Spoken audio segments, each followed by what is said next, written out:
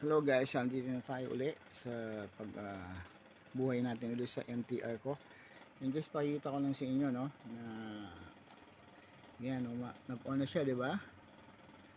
Pero ang nakalagay ay init combi. Ibig sabihin yan, low bat na yung battery niyan. Ayan, tinanggal ko na po. Ayan. So, yan siya. Alright guys, short history uli. Ang M3R ay brain ng M1 cord. Okay? So, itong unit na to ay nilabas 80s. So, 80s. Ang keyboard, ang sound nito ay 80s.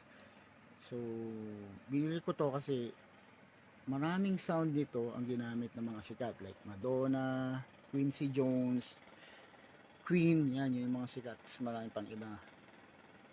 Kaya talagang para sa akin napaka-valuable na itong module na to. Mataas ang value nito as vintage.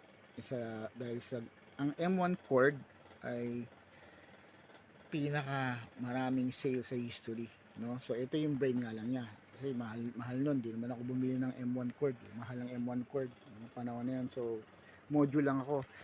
Ang mga gamit ko MTR O1 NS5R. Yan yung module ko na dalawa na ginagamit. Ayan, puro cord. Okay, kasi yung cord napakapat. Okay guys, papalitan na natin ang ito yan, init, papatayin lang natin ha.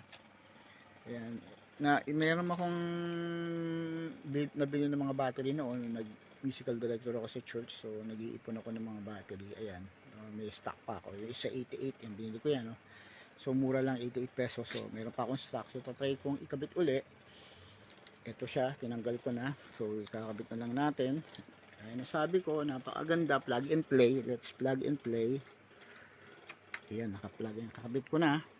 Ngayon, on natin uli kung gagana na uli. Alright, let's see.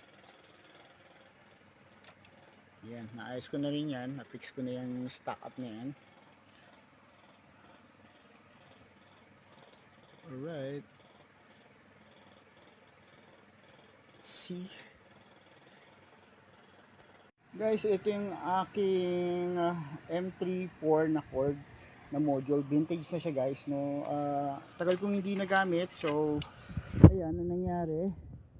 Bali sa sobrang tanda na niya, ito pa ilan sa mga module ko, so nagka-issue na ako, so hindi na na-on to.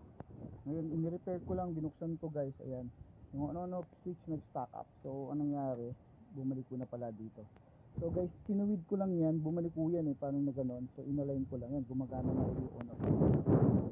Okay, at ang pangalawang issue nito, binuksan ko ay low bat na. So ang kagandahan sa mga lumang module, mga lumang modelo ay plug and play yung battery. So yan so bibilang ko lang nitong battery nito 2032 CR para gumana uli siya. Yan guys, no? Yan, no? So ang ganda talaga, solid analog na tibay niyan guys. So magagamitin ko siya ulit. Yung tunog na analog guys. Ito, yan siya, Cord M34. Yan guys, so ayos na, on off switch, no? Tagal kong tiniis na diretso lang siya. Pag on kong ganun, dire-diretso na, wala nang patayan. Ayan guys, mahilig kasi ako sa mga vintage na gamit. So yan, isa sa mga gamit kong vintage na ginagamit ko. Pag ako nagigig noon, mga nakatago lang yung sa bag, siniset up ko. Tapos naka MIDI lang yan. MIDI to Okay guys, mahilig na ako sa mga MIDI noon. Nung bata pa ako na, mahilig na ako sa mga MIDI devices. So guys, yan. Kasi hindi ko kayang bumili nung mga synth noon ang mahal ng synth So ito lang tayo, chip lang tayo ng mga module. So yung brain lang kinukuha ko yan guys. Yan, so ito sa akin sa MT4, i-vlog ko siya ulit pag nakabit ko nitong battery. Yan, makikita ko sa inyo, patutunogin ko siya. Alright guys, hanggang dito na lang. Ayan guys, ito na. Ayan, okay na siya. Na-factory reset ko na siya guys. Ayan, na-factory reset ko na siya. Bumalik na siya sa dati niyang patch. Ayan. So, ayan, tingnan natin, double check natin. Ayan. Ayan. Ayan na po. Yan is yung factory na sound nung MTR. So wala pa akong mga PCMs, no? Hindi mo na ako gumagamit. So yan na guys. So yan, okay na uli ang aking MTR. Susunod naman vlog natin yung kanyang mga tunog, no? Alright. Tuloy ko na rin pala sa X5D, may mga ano pa pala ako dun sa piano. Alright guys, hanggang dito na lang.